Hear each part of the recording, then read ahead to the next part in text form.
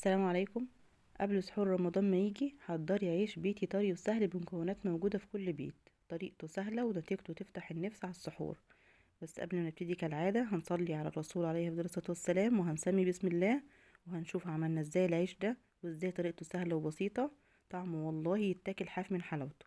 تعالوا نشوف عملنا ازاي طريقته، ومكوناته بسيطة جدا وما اخدش معايا وقت خالص. اول حاجة انا عندي هنا 2 كيلو دقيق، دقيق سايب من عند العطار متعدد الاستخدامات. هنخله الاول عشان تتأكدي يعني من نظافته.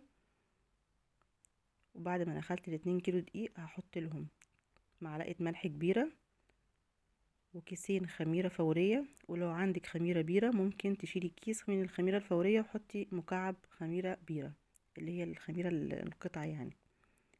وحوالي معلقة كبيرة كده بيكنج باودر، وممكن تستغني عنها لو مش موجودة عندك. حطيت 3 معالق كبيرة كده سكر، وهقلب المكونات عندي الجافة كلها مع بعضها. وعندي هنا حوالي كوباية بلح كده طري هفصصه وهضربه في الخلاط، وبعد كده هصفيه وهيبقى معانا زي ما انتوا شايفين كده. هحط له بس حبة مية عشان يتضرب معايا في الخلاط كويس، وبعد كده هصفيه وهحطه على الدقيق معايا على طول.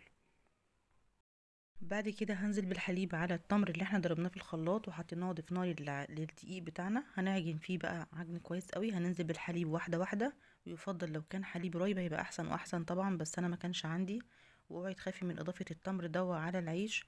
تفتكري مثلا ان هو هيبقى العجين مسكر معاكي او العيش طعمه معسل شويه، لا ولا اي حاجه، بس هو هيزود القيمه الغذائيه بتاعتنا للعيش اللي احنا عاجنينه. هو من حلاوته هتاكليه حاف. بعد كده حطينا عليه كوباية ونص زبدة انا سيحتها على النار. ولو عندك مثلا ميكرويف ممكن تسيحيها في الميكرويف يعني 5 دقايق بس، يدوبك تسيح بس الزبدة وانزلي بيها على العجينة على طول بتاعك. هي الكمية كانت باينة انها كتير في الفيديو بس عشان الكاميرا قريبة، انما هي الكمية مظبوطة جدا على كمية العيش اللي احنا عجناه او كمية الدقيق اللي احنا حطيناه. هسيبها بقى تخمر معايا براحتها. هتقعد حوالي نص ساعة وساعة الا ربع هتخمر وهتبقى بالشكل اللي انتوا شايفينه دوا. هبتدي بس اخف الخمران بتاعها شويه، وبعد كده هبدا اقرص العجين بتاعي. القرصه بقى بتاعت العجين دي على حسب انتي حباها كبير رغيف حباه صغير زي ما انتي عايزه، بس هو كان الحجم ده مناسب قوي يعني. هقرص كل كميه العجين بتاعتي بالشكل اللي انتوا شايفينه ده. هخلصه كله مره واحده، وبعدين هبدا افرد العيش بتاعي كله برضو من اول رغيف انا بدات اقرص فيه. هنا كنت خلصت الكميه بتاعتي كلها زي ما انتوا شايفين كده.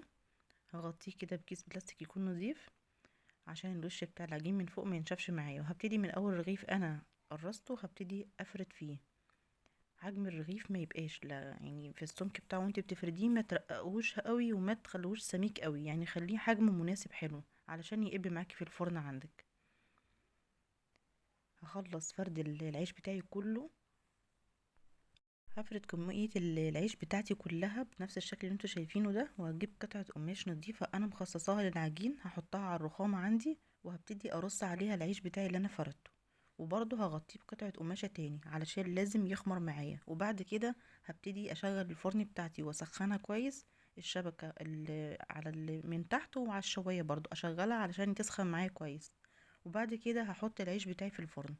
هنا كنا خلصنا الكمية بتاعتنا كلها زي ما انتوا شايفين، وهغطيها واسيبها تخمر. واول ما بنحط على طول كده اول ما بيصفر لونه من تحت كده برفعه على الشبكة، هياخد معايا اللون الاحمر الجميل اللي انتوا شايفينه ده. عملنا كمية حلوة قوي منه العيش دوا، وطعمه والله يتاكل حاف من حلاوته. جربيه، وكل سنة وانتوا طيبين.